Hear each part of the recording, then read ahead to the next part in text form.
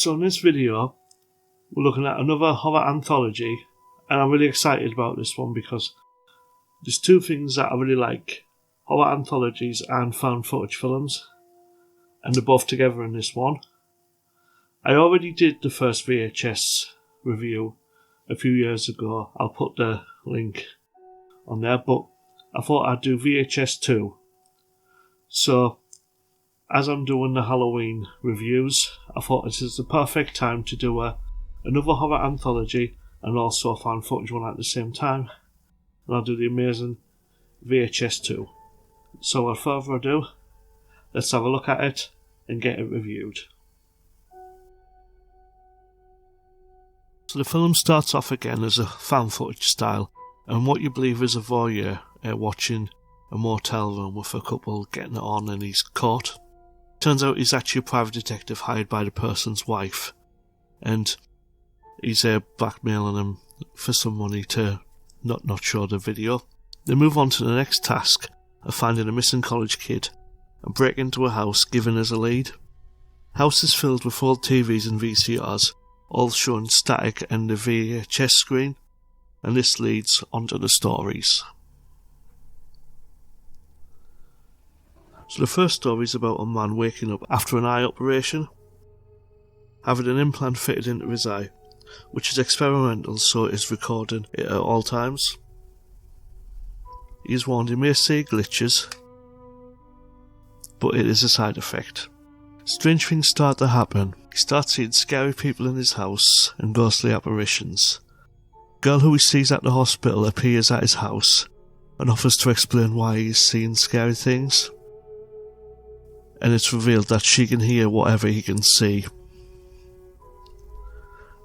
He ends up resorting to drastic measures to make him stop seeing the hallucinations, but it's too late, as he's warned by the girl, and they end up getting him. A solid start. Really freaky and scary story.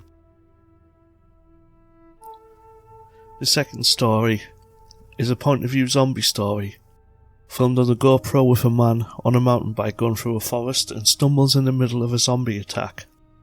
The man tries to help but is bitten and is quickly turned, and you see it from a zombie's perspective. I think this is a really interesting one because you never actually seen this happen before, where you see someone turn into a zombie from their perspective and you see other people turn and how zombies interact with each other. I thought it was a really cool idea, and I think it's been done really well. I really think this one is really cool, the way it's done on a GoPro and you've seen it from the zombie's perspective, especially the bit where the couple are trying to help and they are turning and they start fighting over entrails, and she starts eating these entrails, and then as soon as he turns into a zombie she stops and they all get up and then they stop walking away and looking for other people to kill and turn. It's just a really cool perspective that you don't see every day from zombie films of that kind of found footage style. There's a couple of found footage style zombie films, but they don't really show you that kind of what happens when it's just zombies together, and I find that really fascinating. It's mentioned as well at the beginning when he has a phone call that he's going to a party and not to be late. They finally make it to the party, but chaos ensues and it's a lot of zombie action going on there. And the way it ends as well leaves it open to whether he was aware of what was going on or he was undead, and I think that's a really interesting end to it as well. But all in all, an excellent second story and really original, and really enjoyed this one. So the third story is the most elaborate and messed up on this anthology. It's a documentary crew filming an end-of-the-world cult attempting to gain access to the commune. At first it seems like a school, they're having a guided tour and there's classes and children singing, but it escalates very quickly and the cult start their ascension while they're filming. Demons start to be summoned and the teachers start acting really strange. This is the most surreal and scary one out of the whole series for me. When I watched this for the first time, it was just really unsettling, and it was getting worse and worse. And it just went far and far down a rabbit hole, and you weren't sure what was going to happen right until the end, when you really egging them on to get out of there, and you thought they escape, and what happens. Obviously, I don't want to spoil it too much, but this is definitely the most messed up one out of all of them. But I'd really advise you to watch it, because even though I believe it's in Indonesia, and the film and crew are American, so it's got that slight language barrier, so you have to watch it with subtitles, but it's just an amazing story, and it's one of my favourite ones out of really the entire anthology for its freakiness and scariness, I think.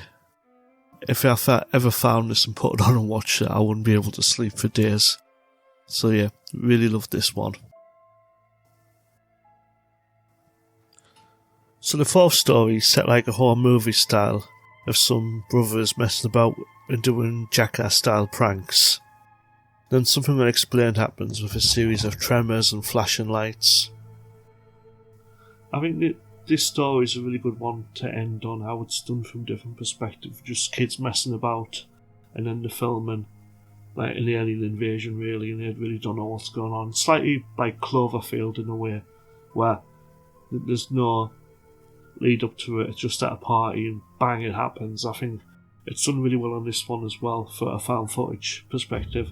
I really enjoyed that side of it, because watching it the first time as well, you don't know what's going to happen, like whether there's going to be a murderer coming or something's going to happen, and then from out of the blue something like this happens. I think it's done really well, and I really enjoyed this one.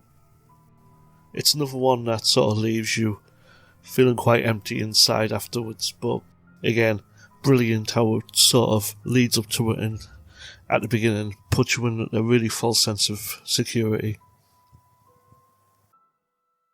So the epilogue is it's a revelation of what happens to the boy they're looking for. They find out what happened to him on the VHS, and Alicia, the girl who the detective takes along, has been watching all of the VHSs so far. She's either possessed or undead, and starts attacking Larry and lunges for him, and he defends himself by killing her. Kyle, the boy who they're looking for, finally shows himself, showing that he survived what happened to him, and kills Larry, finally giving the thumbs up to the camera, and then the film ends. Yes, I think this is the best epilogue and prologue and outro for the VHS series, VHS 2. It's not my favourite film altogether, but I do really enjoy this one, and all of the episodes are really cool in it. The zombie one is my favourite, but the one where with the cult as well is really disturbing as well, and they're all really fun to watch, and it's a solid entry into the series as a sequel, and it's really well received from me. I really enjoyed it. I guess that's it for this review. I hope you enjoyed it, and as always, if you did, please leave a like and subscribe, and let me know in the comments what you thought of it. If there is any other ones you'd like me to review, let me know. I'll see what I can do to get those reviewed for you. But as always, really appreciate you watching, and I hope to see you soon in another video.